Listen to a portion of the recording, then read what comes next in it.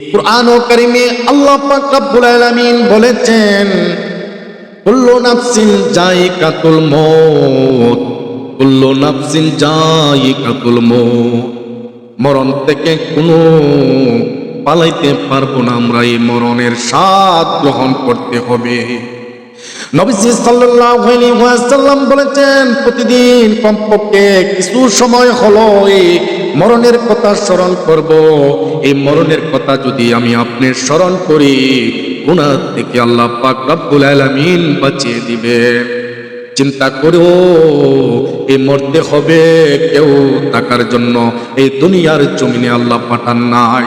কিছুদিনের জন্য আল্লাহ পাক রব্বুল আলামিন এই দুনিয়ার জমিনে আমাদেরকে পাঠাইছেন। কিছু দিনের জিন্দেগি করবা, যদি দুনিয়ায় থেকে পরকালের চিন্তা করি রে ভাই, আল্লাহ পাক রব্বুল আলামিন আমাদের পরকাল সফল করে দিবেন। মহান আল্লাহ রব্বুল আলামিনের গোলামি করব, আল্লাহকে স্মরণ করব, নবীর সুন্নত অনুযায়ী জীবন চালাবো।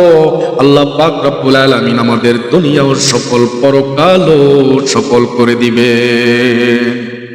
এই জন্য সম্মানিত হাজিরিন, হঠাৎ করে আমরা কে কোন সময় মরে যাই, আল্লাহর কাছে তওবা করে এখনো সময় আছে, ফিরে আসি, মহান আল্লাহর দরবারে ফিরে আসি।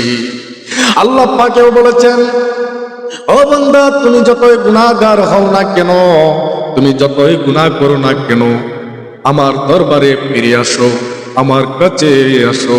এসে তুমি তওবা করে, যদি তুমি তওবা করে পিছের গুনাহ আল্লাহ পাক রব্বুল আলামিন ক্ষমা করে দিবেন। যদি দ্বিতীয়বার তুমি আর এই গুনাহ না করো, আর জিন্দেগিতে আল্লাহর কাছে বলবা, আমি জিন্দেগিতে আর গুনাহ করব না, আল্লাহ খুশি হয়ে আমাদের পিছনের গুনাহ ক্ষমা করে নিষ্পাপ বানিয়ে দিবেন।